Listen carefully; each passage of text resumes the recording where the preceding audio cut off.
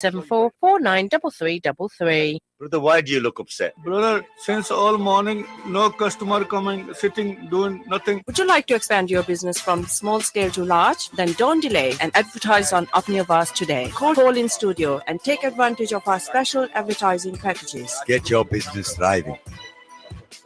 Saida Amina Trust's orphanage is taking care of hundreds of orphans in Pakistan. Please sponsor an orphan for £30 a month or £300 a year and help us take care of hundreds of street children and orphans. To sponsor a child, please log on to www.saidaaminatrust.co.uk. 24/7 for your ears only. Radio Apni AWAZ. Assalamu alaikum wa rahmatullahi wa barakatuhu, and welcome back to your host or your show, the Sunday afternoon with your host Abu Mussa. And we, of course, are in the blessed month of Ramadan, and we are, for those of you obviously who started fasting on Monday, this is the seventh fast, and for those of you who started fasting on Tuesday, it will be your sixth fast. So alhamdulillah, assalamu alaikum to you all, and I hope that your fast is going well and that you are making the most of this Ramadan. Don't sit there watching TV all day, watching cooking programs, because I know this is one of the biggest pet peeves that I have, is at home sometimes you're sat there and you're watching cooking programs for some reason. Why, I don't know, but the human brain somehow seems to switch that button on and start watching it. I mean, sometimes in our house, we start watching silly programs of YouTubers going around the world in different countries cooking food or eating food. It's the bizarrest thing, whereas you have so many other things that can occupy your time with. Use this time well, because time is of a commodity that we will lose throughout this month. Anyway, I want to move on. I want to move on to the next topic, and I want to talk about a documentary that I watched this week. I don't know if those of you, it's been a bit of a trending topic that's been on YouTube. It actually came on Channel 4, documentary called Push. Now, for some of you listening to the radio station here today, will know what I'm talking about. For those of you that may not know, this documentary is about a Muslim couple, a very tragic accident that took place. Young sister, I think of the age of 30 plus, whose life was taken by her husband. It's a very tragic story, very sad story. I wanted to talk about it very briefly, just to express my own thoughts on this whole issue. First of all, I'd like to send my condolences out to the family of the sister who passed away. You know, may Allah subhanahu wa ta'ala grant her Jannah. May Allah subhanahu wa ta'ala, give sabr to the family. It's very hard and very moving. I watched the mother and the father and the uncles throughout the whole two-part series.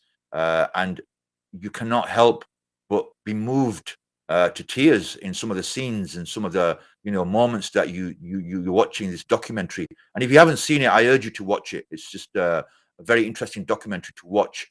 And I think the interesting thing for me to take away from that whole documentary was, I think it's a wake-up call for the Muslim community, really more than anything, because this issue is strife within our communities, this honor kind of killings that go on, how the families of the boys, and again, I'm not going to be biased here, because I think it's only fair to remain impartial and not to pass any judgment, for whatever wrong this individual has done.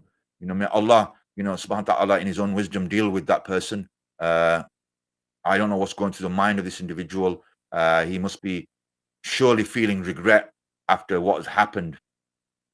Obviously, he's serving a life sentence now for the result of this crime. But for me, I'm not here to judge and pass judgment over individuals. Rather, I'm here to raise a discussion that is important, I think, within our communities, that we are often very biased in our approach when it comes to our children, be it our daughter, be it our son. Obviously, this case is all about a son abusing, taking advantage of his wife, calling it coercive behavior, calling it psychological bullying, whatever you want to call it. It goes on. We know it goes on. We know it exists within our households. And my concern is that a lot of people that have probably watched this documentary are going through this, now suffering this. And I know of cases where brothers are going through such, facing similar things.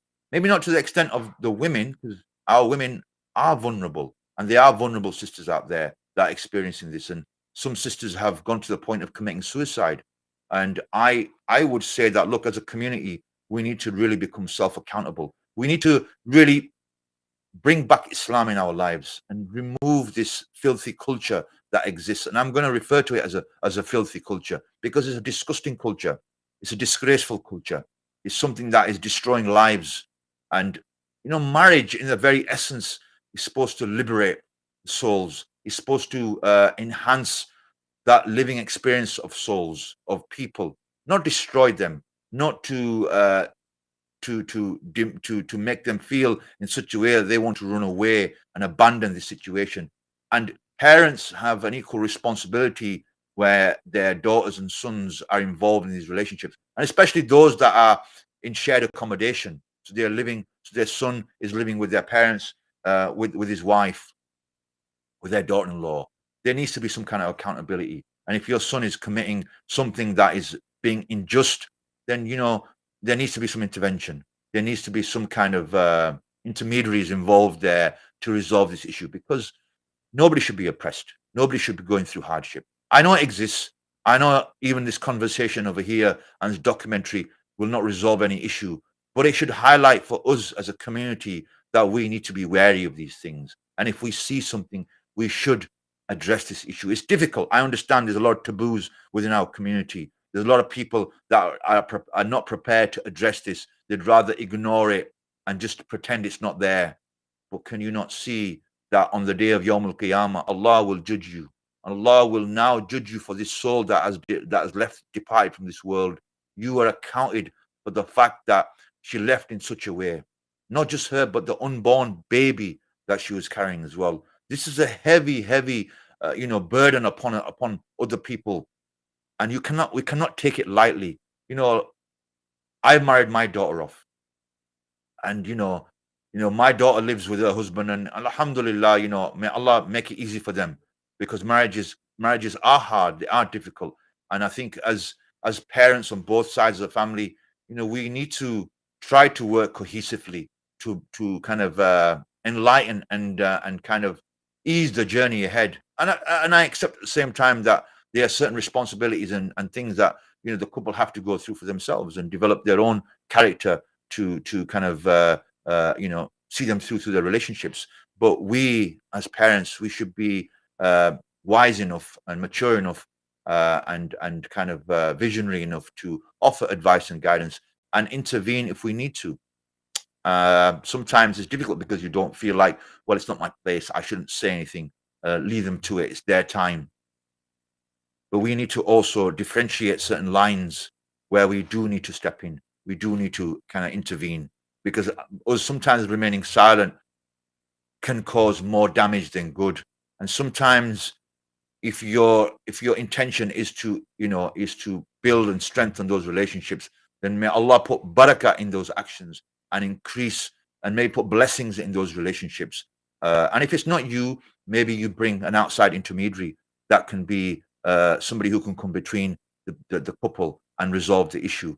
But let's not turn a blind eye, brothers and sisters. Let's not ignore it. Let's not play deaf and dumb to what is going on and play things down. But a couple of things I want to emphasize here is that marriages need to be built upon Islam. Well, we need to go back a little bit, because to avoid these situations,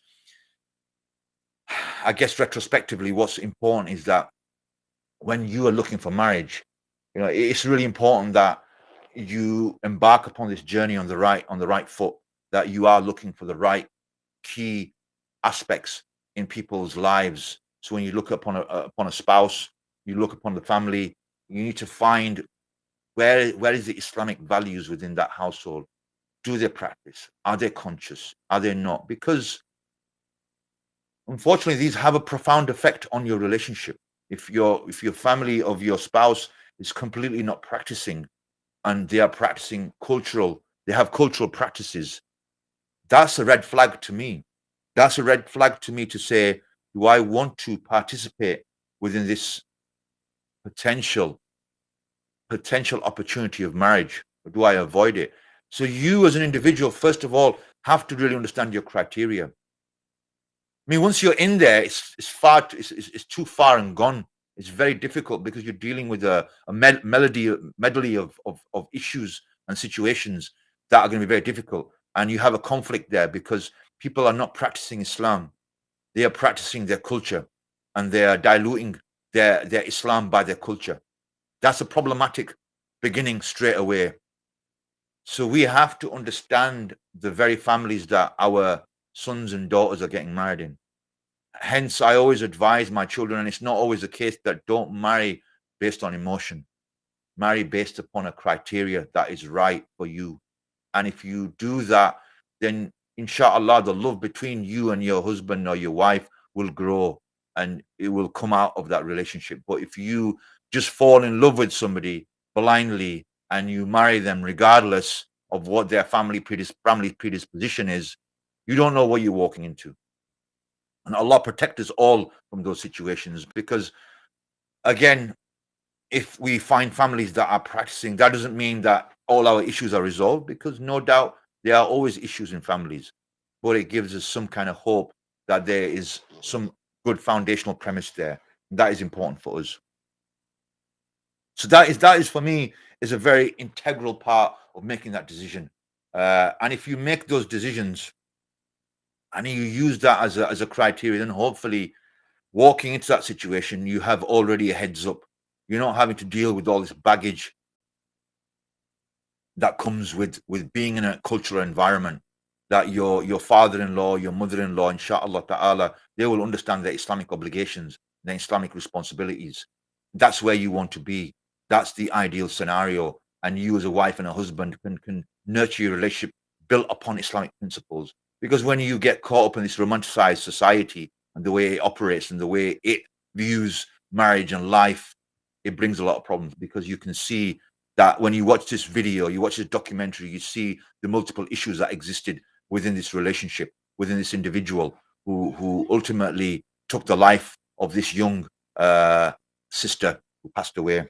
May Allah grant her Jannah.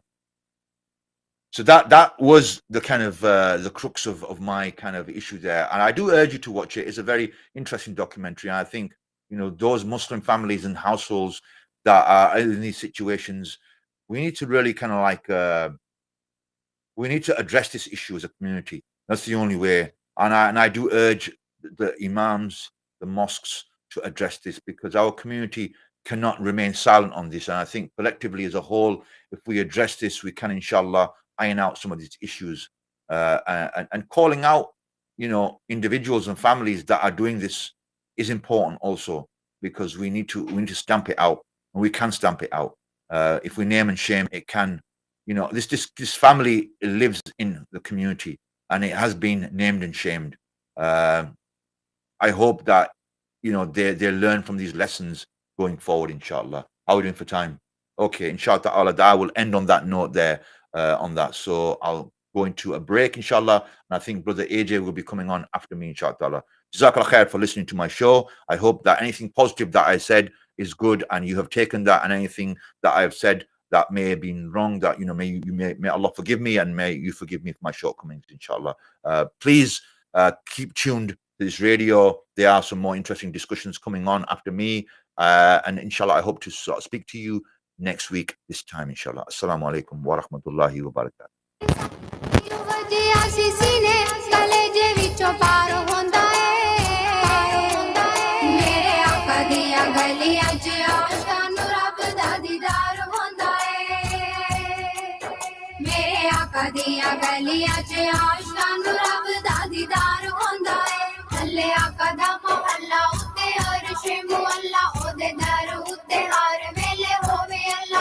ਜਿਹੜੇ ਜਾਂਦੇ ਨੇ ਮਦੀਨੇ ਸੋ ਰੱਬ ਦੀ ਉਹਨਾਂ ਦਾ ਬੇੜਾ ਪਾਰ ਹੁੰਦਾ ਏ